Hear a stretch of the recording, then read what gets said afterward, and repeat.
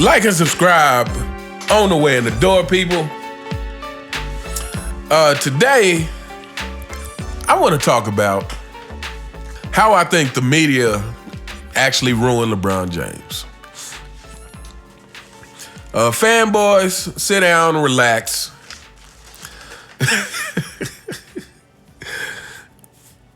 This video, in some ways, is not going to be as much criticism necessarily about LeBron, but more about the fact that I actually think that the media had a big part in why LeBron never became who he could have been. So what Bought This Video is about may surprise some of you fanboys out there, but I was actually watching a LeBron documentary.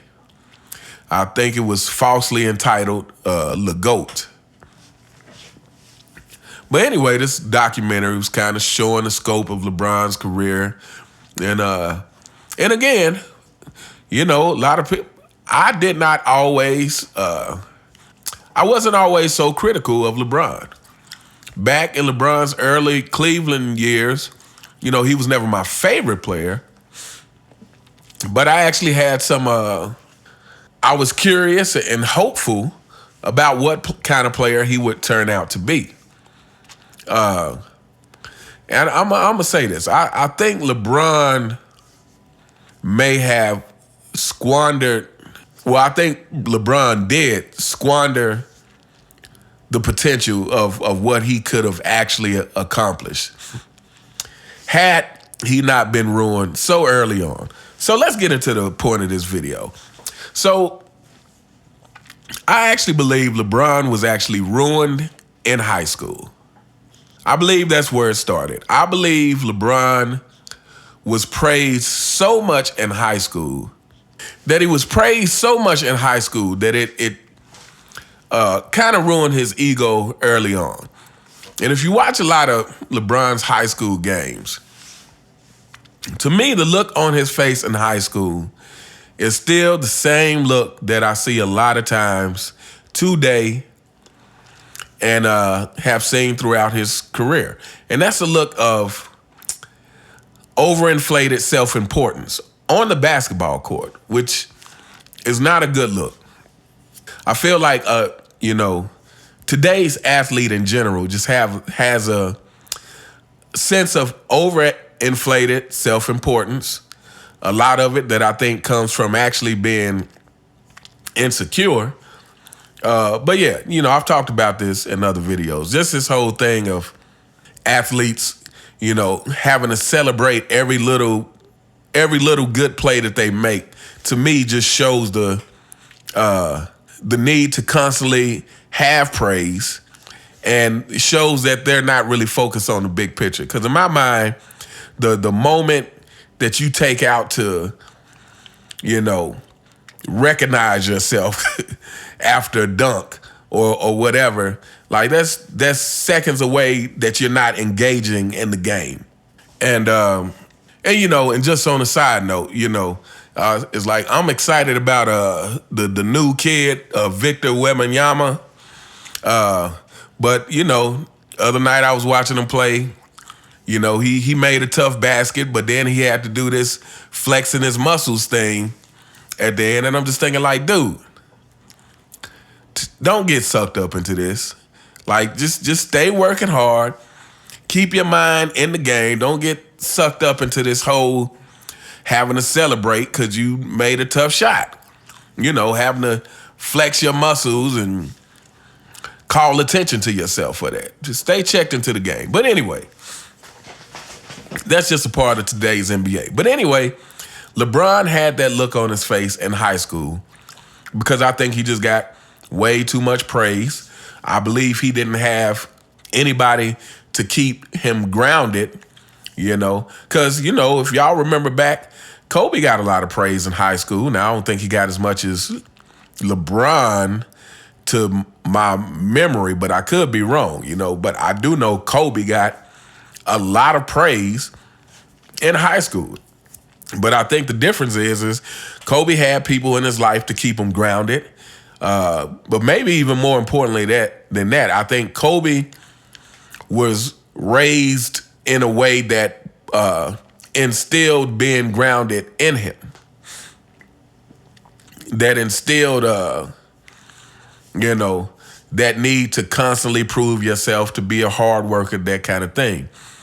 LeBron was not like that. So him being in high school, receiving all that, I think it went straight to his head. And I think the media simultaneously was constantly telling LeBron two different things. It was constantly telling LeBron that nobody's had more pressure than LeBron. And in this doc, they actually tried to compare it to Jordan, basically saying that nobody knew what Jordan was going to become, so it was no pressure. But I have two things to say to that. I would have to say this: just because LeBron's pressure was different than what Michael Jordan faced because of the times we living in, doesn't mean that it was more. And secondly, I have to say this: before Jordan played a game in the NBA, there were already people saying that he's the best player that they have ever seen. So if that's not pressure, I don't know what it is. But to me, it's all about how you handle pressure. It's all about if you are a grounded person or not. The people saying that Michael Jordan was the best they've ever seen didn't go to Jordan's head.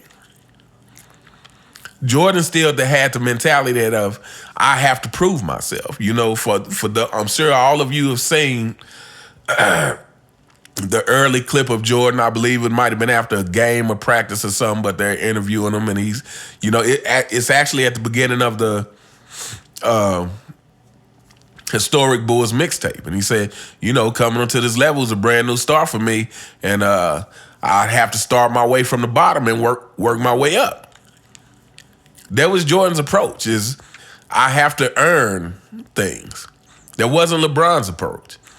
And like I said, the media for LeBron was simultaneously telling him that he had more pressure than anybody, while at the same time giving him excuses.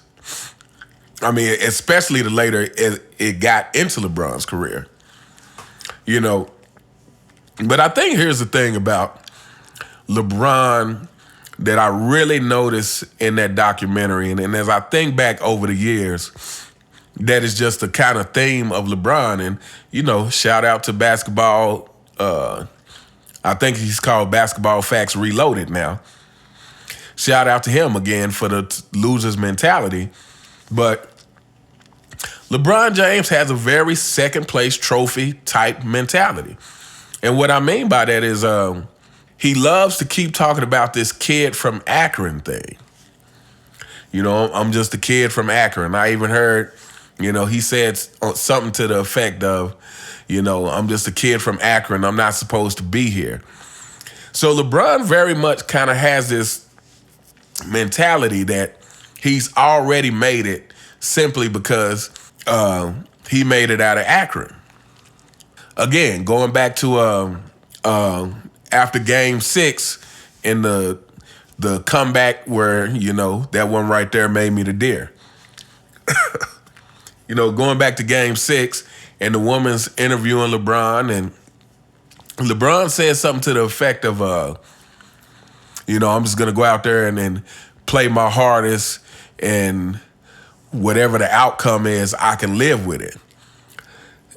That's a very loser second place trophy type mentality. And he did go on to say, don't get me wrong, I want to win, but it's kind of like a side note. I mean, real winners don't talk like that.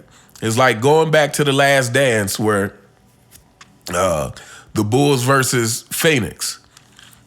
And the Bulls were hoping to close it out in Game 5 in Chicago. It didn't happen, so they had to go back to Phoenix for what would have been Game 6 and 7. And Michael Jordan's on the plane and tells everybody, look, I don't know about y'all, but I'm only bringing one suit. It's like, I'm coming here to win one game and get this over with. Again, Jordan has never been to a game 7 in the finals. But to me, that goes to his mentality. Like, Jordan has a mentality to prove his dominance, and it is about winning. Whereas LeBron, to me, to say something like that, where I'm just gonna go out there and give it my all, and I'll be happy with, I can live with whatever the outcome is. To me, that's what parents tell their kids in Little League. That's what you tell your kids at a very young age when they're first playing sports, because you don't want to break their confidence. But to me, by the time you get in, playing in middle school, and at this point it needs to be about winning, and you shouldn't be telling your kid. I mean, yeah, you always want your kid to do the best that they can. But to me, at this point, it becomes like, hey, if you didn't win last year, that means you need to work harder this year. There is no, I'm going to just go out there and do the best I can and I can live with the outcome. It's like, no, you didn't win, so you need to work harder this year because next year we need to win. So yeah, to hear LeBron say that after that game 6, like I said, to me that's a very Little League type mentality. That's what parents and coaches say to their kids in Little League. And yeah, it's just not the mentality of someone who, number one, holds themselves accountable. Again, throughout this whole documentary, they showed plenty of LeBron working out, but they didn't show any practicing. Any him working on his game, any team practicing, showing LeBron, working hard, because Jordan's mentality was, look, you practice hard so that the game is easier. So yeah, I think that I think the media, along with the fact that it seems that LeBron James didn't have anybody to actually keep him grounded, ruined LeBron and kind of ruined his potential, because LeBron carries himself like, he's never the problem. It's always outside circumstances for why he couldn't win. Besides him just telling you about him working out and keeping in shape. Like, I can't think of a time where I've heard LeBron on a press conference, after a loss saying, I need to do this better, or after a season saying, hey, this off season I really need to work on my jump shot. This season was my fault, and yeah, maybe having some extra players would be nice, but I need to make sure I come back even better than I was last season. Like, you don't hear LeBron talk like that. And again, I think it's because, like I said, to me, he was ruined in high school. Like, that's where it started. That's where you can see when you watch LeBron's, again, high school games, a lot of times he has this look of overinflated self-importance. I even think I watched the documentary, and it's like, a lot of times LeBron didn't seem that coachable in high school. Especially after, he started getting so much attention. But yeah, I mean, we gonna hold up here. Like I said, I was just watching that documentary and thinking to myself, like, LeBron just got way too much praise at a young age, and that really stunted his growth. It really limited him from reaching the full potential of what he could have been. And like I said, LeBron just has a very second place type mentality. This whole I'm just a kid from Akron thing, to me is like, so what? What does that got to do with winning championships? You know, and again, for him saying, I'm just a kid from Akron, I'm not supposed to be here. Why not? Why aren't you supposed to be here? If you worked on your game, and why aren't you supposed to be here? But to me, that kind of talk is almost just like I'm satisfied that I'm here. I'm sad I wasn't supposed to be here. I'm satisfied that I'm here.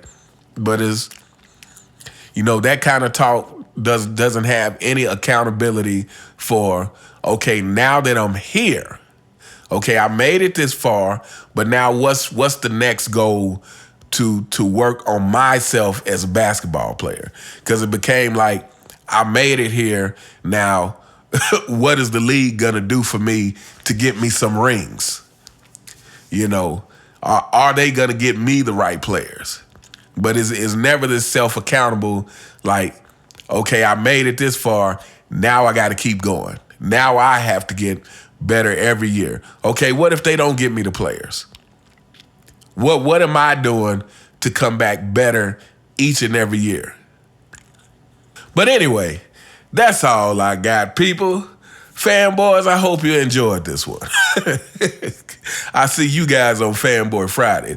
But anyway, let me know what you guys think in the comments. Do you agree that the media simply ruined LeBron James at an early age? And again, like I said, I believe because he didn't have anybody to keep him grounded, that it really ruined the potential that LeBron had, But anyway, let me know what you think in the comments. You all have a fantastic day. Shout out to all the people that continuously support this channel. You guys do not know how much it means to me. I truly appreciate it. You all have a fantastic day, and I'll see you next time. All right.